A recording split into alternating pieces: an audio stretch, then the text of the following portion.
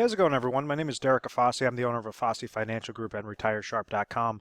Today's topic, I want to discuss with you 401k withdrawals after the age of 60. Now, essentially, how an individual situation works is a person's working for a company, most likely a private institution, that is giving them different employee benefits, so such as their health insurance, disability insurance, ancillary products, and then also a benefits package that's known as a 401k, a type of retirement account that somebody could contribute into.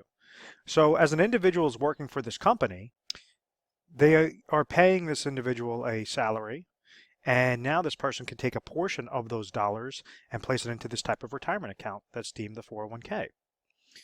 So the reason why somebody does this is because it kind of forces them to save. It says, okay, well, we're going to take this directly out of your paycheck, so it's as if it was never hitting your bank account. So you're not, it's kind of out of sight, out of mind type concept. So throughout the years, as this person's working, 5, 10, 15, 20, 30 years, say he started at age 30, and now he's age 60, he would have been placing these small micro amounts into his 401k plan, depending upon how much he was placing in there, or he or she was placing in there, and it's going into this retirement account. So in theory, if this retirement account, this 401k account is placed into a fixed account, let's say that's only paying 1%, the amount of dollars that are being placed into that plan and this percentage rate being placed into this plan are going to grow this bucket year by year by year. It's going to grow it larger and larger and larger. Now, this percentage rate is very important because this is where individuals are trying to really put the pedal to the metal and take some risks. So that's why this percentage rate is linked to the mutual funds that the 401k plan provider basically provides for them. So they might say, okay, you have in between 5 to 20 different mutual fund options, target date funds, aggressive funds, conservative funds, etc. And what we're going to do is give you this platform based upon your risk tolerance on which funds to choose. So that if you're placing, let's say, $10,000 a year into a plan, and you're getting a percentage rate that has a positive rate of return because of this mutual fund performance, well, then that's going to be 10,000 is going into the bucket. And let's say if you had a 10% gain into it, then it's going to show as if $11,000 is in that bucket at the end of that day, at the end of the year. This percentage rate, when it's tied to mutual funds, can be positive and it can be negative. And this is just a kind of a refresher course of where you guys are right now. If you're looking at this video, most likely age 60, and you're saying, wow, okay, now I have to actually start planning up for retirement. I was saving these dollars each and every month, each and every year to my 401k account. My 401k account was receiving positive interest credits. But then also, anytime that these mutual funds are the market, because these mutual funds are typically tied to a mixture of stocks and bonds, tied to the market, anytime the market went down, I saw a negative to my account portfolio. So in 2008, as a prime example, individuals might have walked into the year with $500,000 in their 401k accounts thinking, okay, great, I'm going to retire. The market has always been up. I've always received positive interest credits. And then they got hit with a negative 50%. And what that did was it taught individuals the realization of investing. And it said it's nothing more than a stock market casino. And when that market took the hit, they walked into the year with 500,000. It took the hit. They walked out of the year with 250 or 300,000, and they lost all of that value, regardless of how many years they've contributed into the account, because this dollar amount was negative, or should I say, the percentage amount was negative. So when somebody is gearing up for retirement, it's known as an accumulation phase. They're trying to accumulate their dollars into that plan. They're trying to place as many dollars aside, try to hope for as good of growth as possible to make sure that that bucket is going to be the largest amount possible, by the time they hit age 60. So whether this person's looking to retire at age 60 or, wait till age 62, match it up with, Social Security, 66, 67, 70, etc., there has to be a change in mindset from an accumulation stage if they're looking to pull this out for income to more of a preserve your account, eliminate those negatives, and distribution. Make sure that you're receiving an income from that 401k as well, or from those 401k monies as well after age 60. And the reason why I say after age 60 is because with 401k accounts, there's something known as a 59.5 rule and a 70.5 rule. The dollars that are placed into this 401k account are going in there something known as pre-tax. So if someone's placing $10,000 into a 401k account each year and they made $100,000 that year, well, their adjusted gross income at the end of the year is $90,000. This $10,000 was known as a tax deduction. So it's going into this contract $10,000 if they're doing this every single year, $10,000, $10,000, etc. The money that's growing in this account, when they're throwing it in there, that's adding a positive to that bucket. And then also anytime that there's an interest credit in there, that's also adding some additional positives to that bucket. This is growing tax deferred. So because it's qualified through the IRS, they're stating that this individual cannot touch his money before his or her money before age 59 and a half. So if they do touch that money, then they're going to get penalized off of, they're going to be fully taxed on those monies, and they're also going to have to pay a 10% penalty to the IRS because they pulled it out before age 59 and a half. So you have something known as a 59 and a half rule. So if you hit age 60 and you're looking to retire after age 60, you could pull these monies out because you never paid taxes on those monies. Any distribution you take are going to be fully taxable.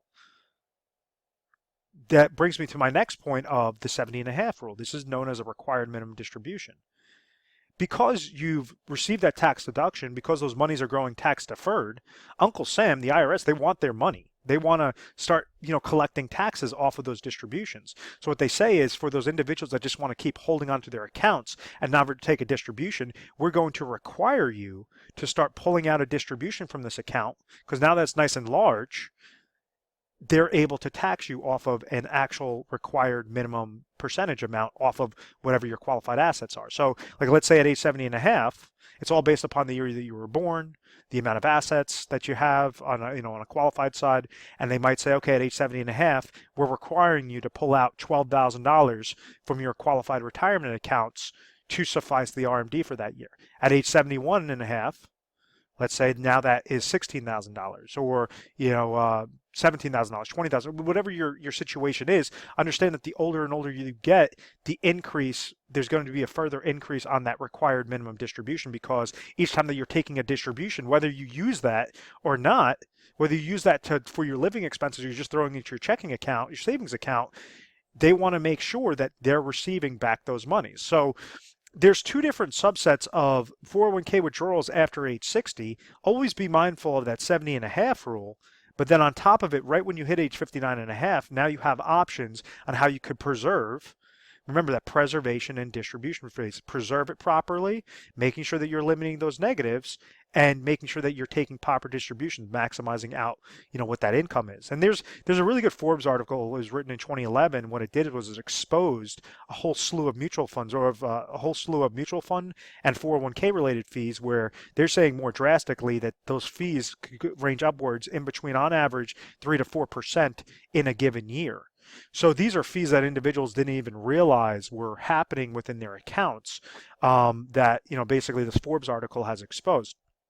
Now, I think that's a little bit more drastic of a measure. I think that, since that point in time, that the 401k companies, because they were basically caught with their pants down, have now reduced a lot of those, those different miscellaneous fees in there. But there's still going to be 401k related fees, mutual fund related expenses, and, you have these greedy financial advisors that are trying to give recommendations on those 401k plans or keep you in that accumulation mindset when you should be going more towards that preservation and distribution mindset. What do I mean by that? And a lot of financial planning is just a big game of leverage. So what we're trying to do is figure out that this 401k account is known as a qualified retirement account.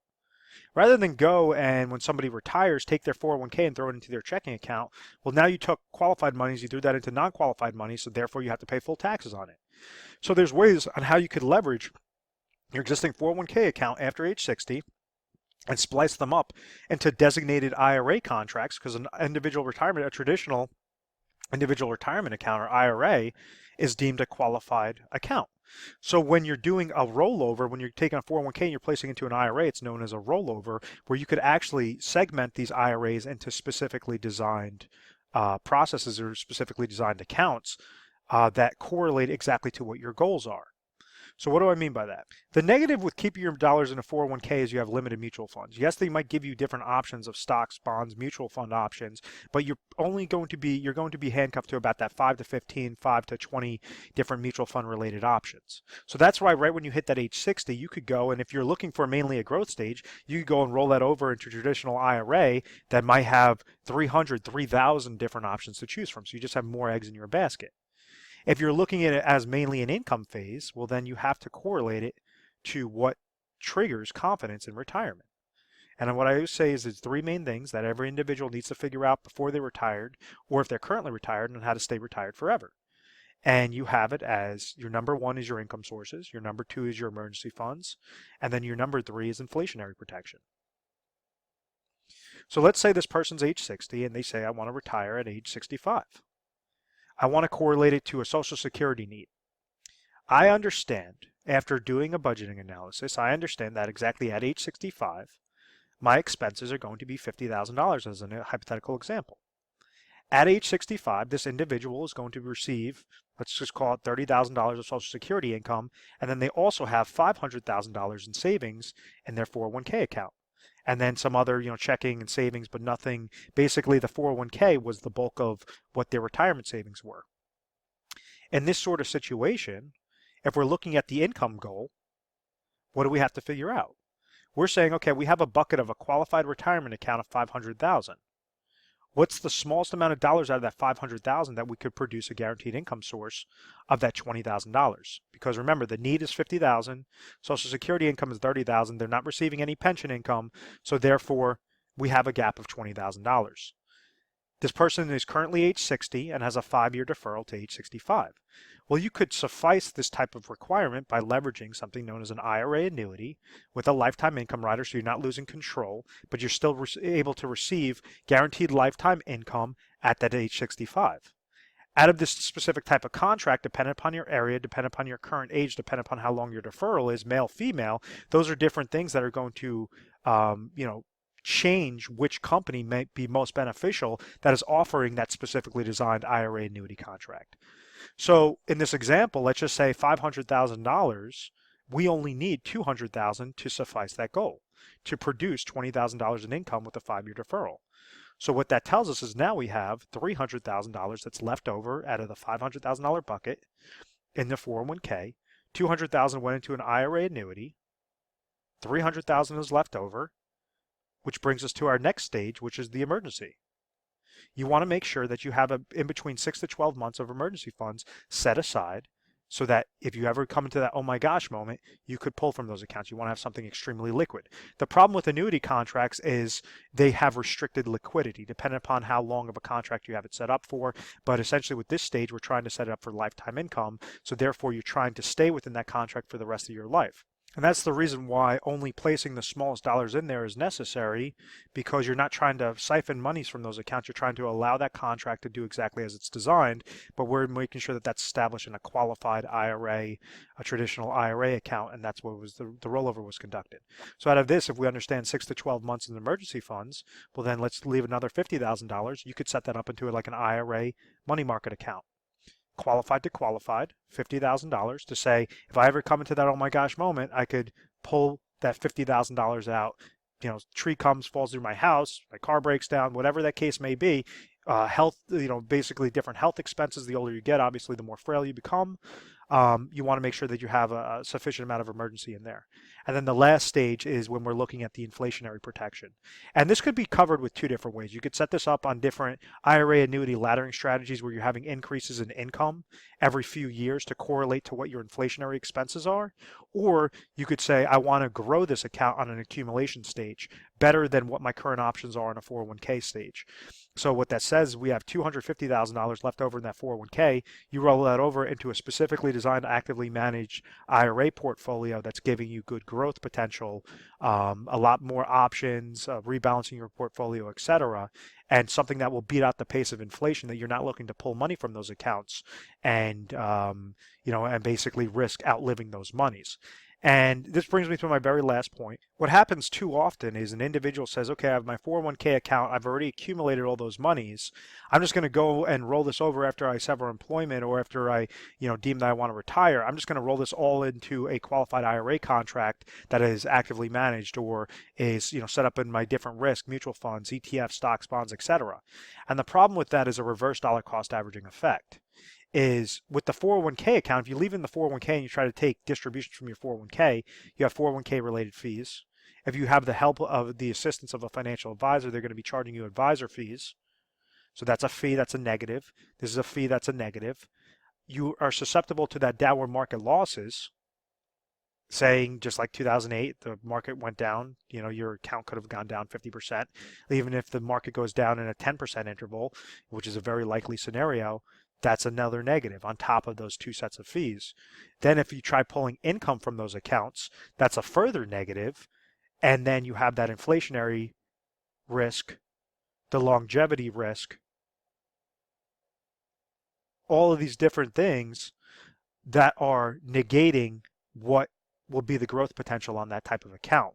So when you're actually siphoning it out into specifically designed areas and specifically designed contracts, you have the income contract on the IRA that works really good for guaranteed lifetime income to suffice your goal. You have the emergency fund, which is not going to give you good return, but you have full liquid access on that. It's going to have very minimal fees, if any fees at all, because it's just, you basically just have that in there as just a type of emergency type account that you could just pull from. And then you have that growth stage that is going to protect you against that inflation, and making sure that you're trying to really put the pedal to the metal on the growth, and you could always pull from those monies later on.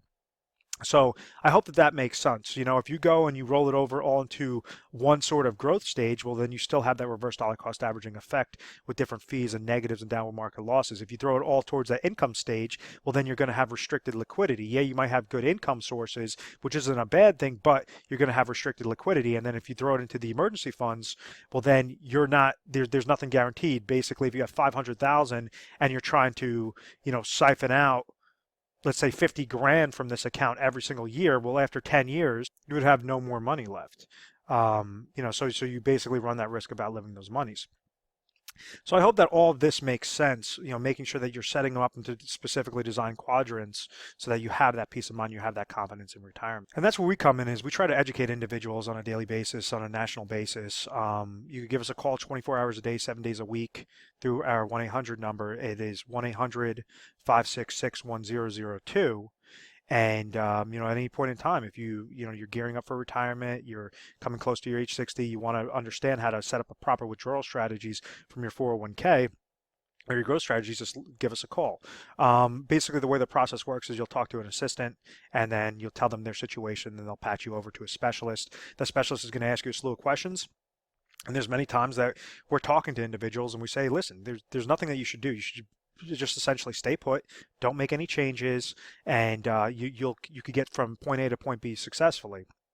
Now, on those other times that somebody does have gaps in their plans, they want to have that confidence, they want to have that security, that peace of mind, knowing, okay, this is why I'm making a specific transfer, a specific rollover. This is exactly what's going on with my monies, or what I can expect going forward.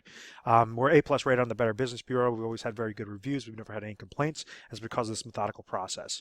I want to thank you very much for watching this video. Please feel free to subscribe to our YouTube channel, Retire Sharp, so you can have access to the most updated videos. Thanks so much, guys.